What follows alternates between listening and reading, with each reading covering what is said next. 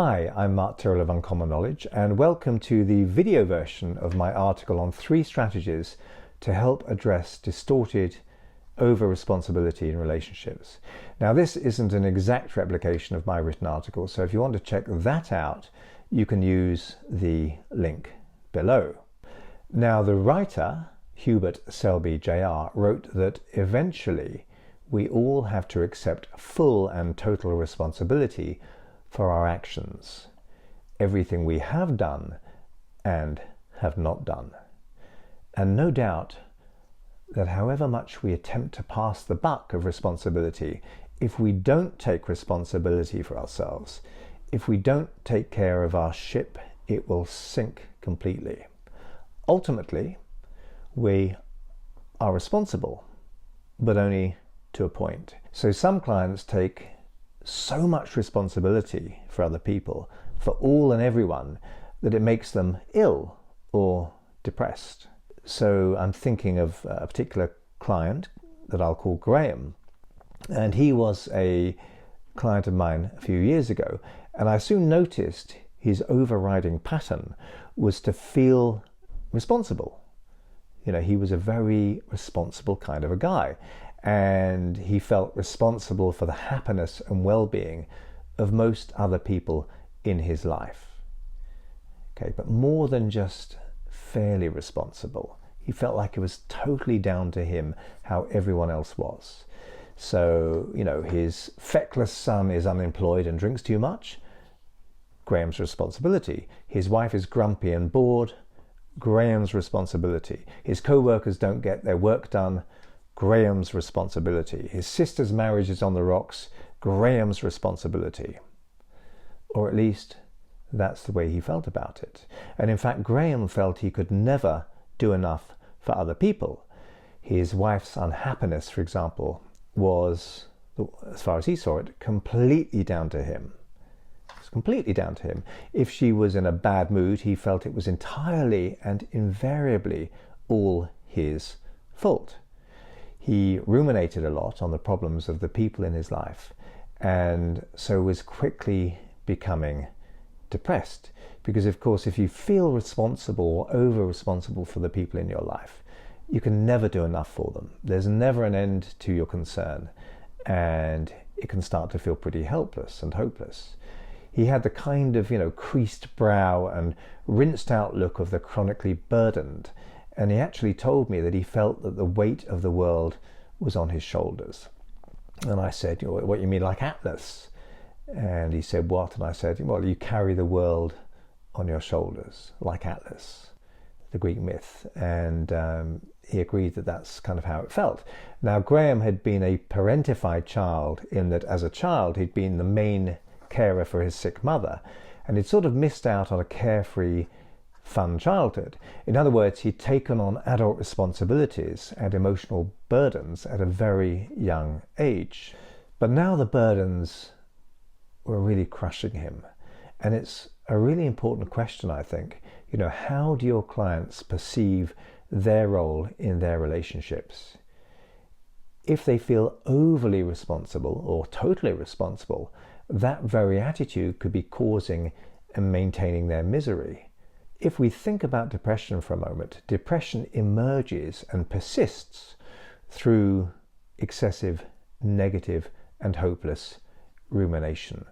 Going inward, creating negative, hopeless scenarios within the imagination, believing those scenarios, and feeling awful all the time.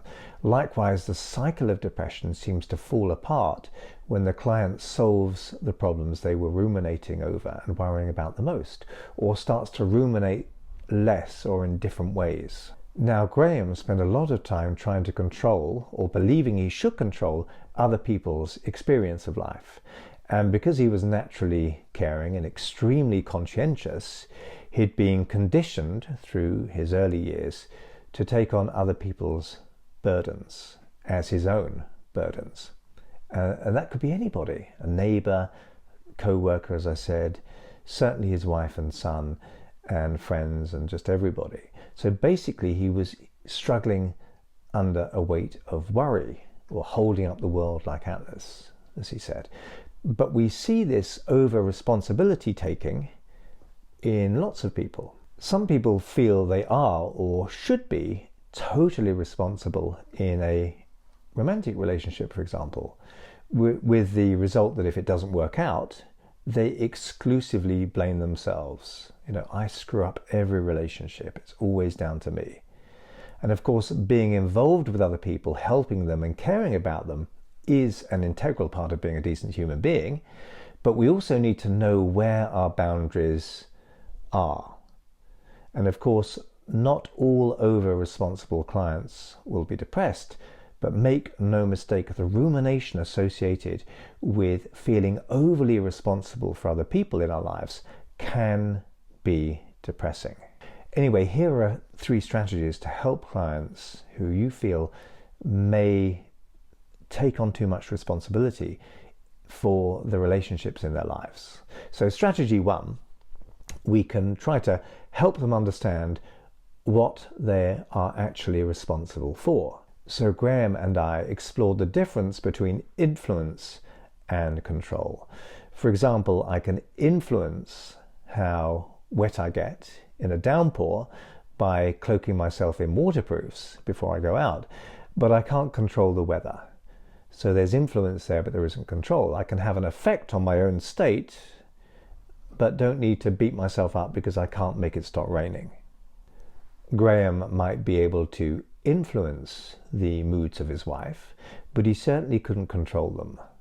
Sometimes he went to every effort to try to please her, and it still didn't do any good. He could encourage his son to work or to seek help for his drinking, but he couldn't and needn't hold himself entirely accountable for his son's lifestyle. After all, his son was almost 40, and Graham had always helped him out in any way he could. We have to let other people have their own problems sometimes, because they're their problems.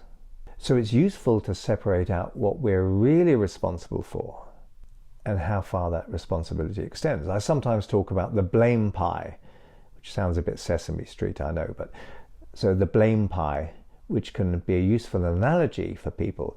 I might suggest, tongue-in-cheek, that there are those who greedily take too big a slice of blame pie, when things go wrong.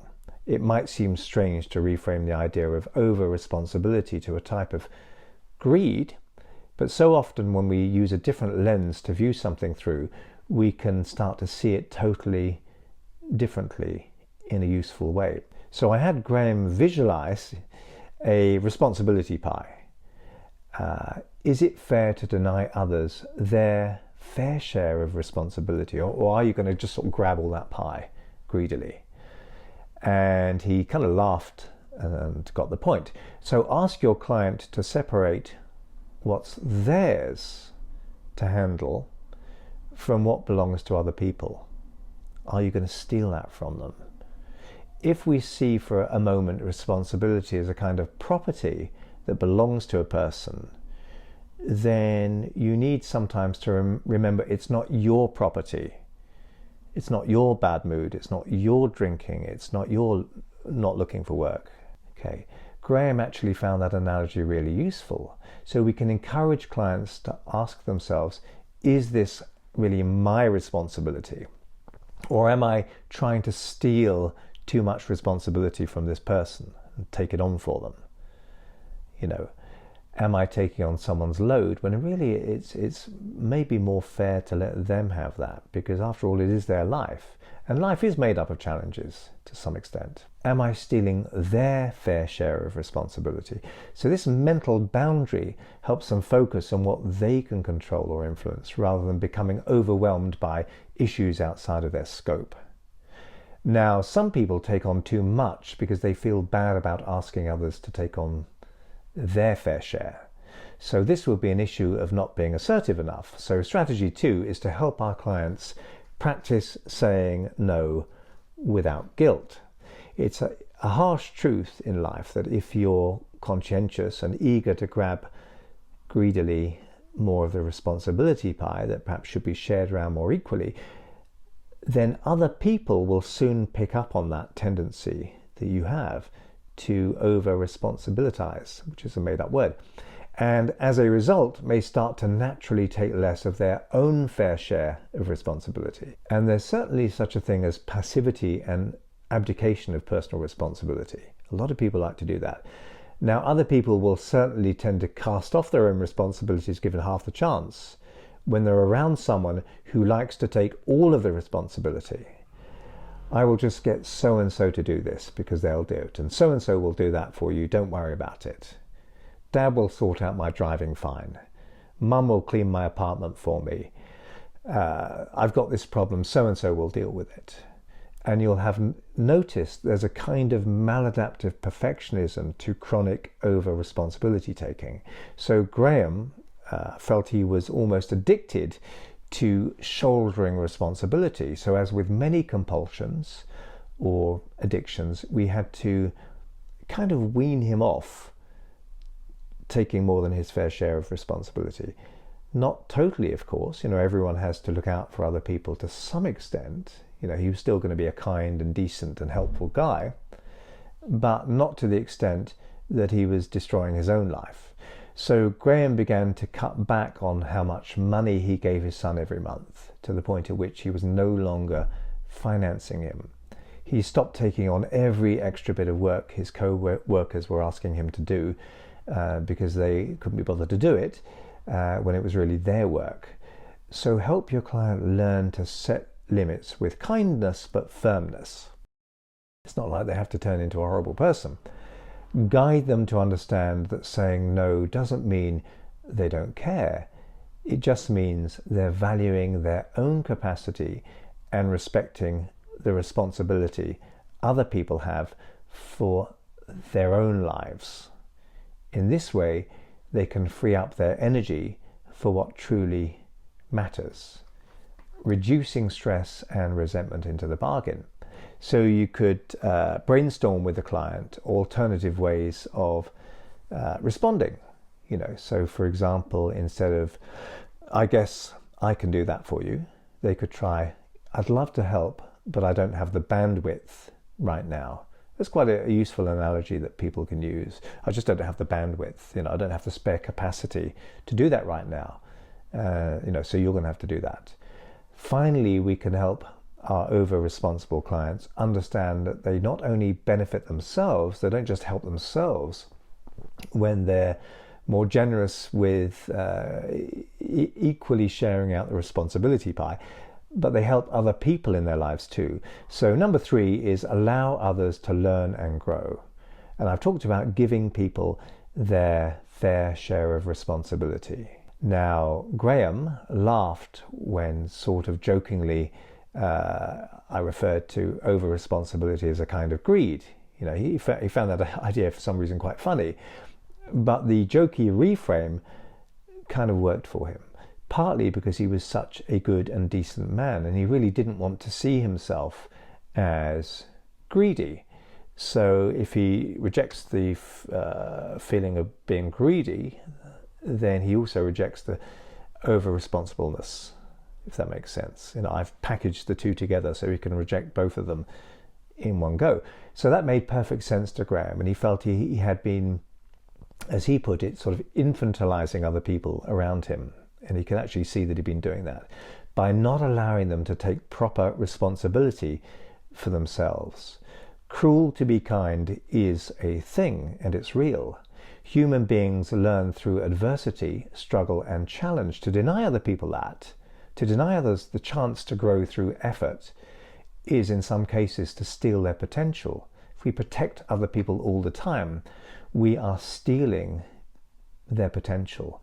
Bit by bit, Graham came to understand that one of his greatest responsibilities, perhaps, was to enable other people to take responsibility for themselves, and in that way grow stronger and develop as human beings. So you can encourage your client to resist the urge to fix everything. Until they do, they're depriving others of growth opportunities. So that can be a useful idea for people who take on too much responsibility in their relationships. Letting others face their own challenges can empower them to find solutions and grow stronger. Supporting instead of rescuing builds healthier relationships. Some clients may find it harder than others to accept this reframe, but you can continue to remind them. You can care deeply about someone without carrying their burden. And I don't think Graham was particularly religious, but he did at one point tell me jokingly that maybe he wasn't the savior after all. Now, over time, Graham began to feel better. His improved mood seemed to lift his wife's mood too, and people stopped assuming he'd do everything for them. He no longer felt depressed. Even his formerly feckless son has started doing more for himself. So was really beginning to rise to the challenges of being left alone enough to solve his own problems. In our very last session, Graham looked particularly relaxed and he said, "I stopped carrying the world on my shoulders. And you know what, Mark? It turns out the world can float all by itself." And with that astronomical illusion, our therapy was done. So I hope you found that useful, and if you did, please hit like and subscribe. And if you want to hear when my next video is published, hit the notification bell below. I'm Mark Tyrrell of Uncommon Knowledge, and if you'd like to subscribe to my email newsletter, you can find it over at unk.com/blog. That's unk.com/blog. And thanks for watching.